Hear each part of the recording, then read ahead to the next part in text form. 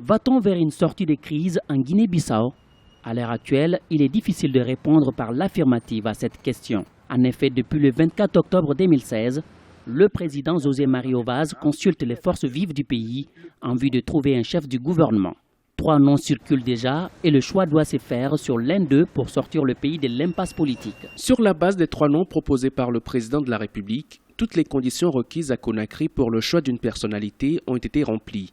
Lancer une nouvelle concertation des forces politiques en associant les partis sans représentation parlementaire, ce serait décrédibiliser l'accord de Conakry. La CEDEAO, Communauté économique des États de l'Afrique de l'Ouest, a proposé le 10 septembre 2016 un plan de sortie des crises en 10 points signé à Conakry par toutes les parties. Cependant, la pomme de discorde de cet accord demeure le choix d'un Premier ministre de consensus.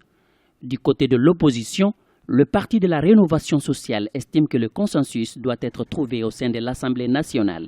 C'est un peu compliqué, comme d'ailleurs tous les dossiers en Guinée-Bissau. Il y a toujours la présence de l'armée sur les institutions, il y a encore des problèmes d'ordre ethnique qui sont toujours soulevés. C'est une démographie balbutiante qui fait toujours un pas en avant et 2 pas en arrière. Mais toujours dit-il qu'il faut reconnaître quand même que le président de la République, parmi ses prérogatives, elle figure celle de pouvoir nommer quand même un Premier ministre. Je crois que ça aussi, l'opposition doit un peu revoir sa copie pour faciliter les choses.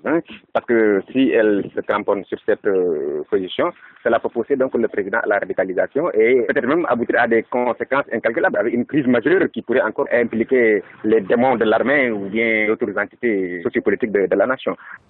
La Guinée-Bissau est plongée dans une crise politique depuis 2015 suite au limogeage du Premier ministre Domingos Pereira par le président José Mario Vaz. Une situation qui a créé un climat tendu au sein du PAIJC, Parti africain pour l'indépendance de la Guinée et du Cap-Vert, auquel les 2 hommes appartiennent. Le PAIJC a contesté également la désignation de Bassirou Dia comme Premier ministre le 20 août 2015. Et ses députés refusent de siéger, empêchant le Parlement de fonctionner.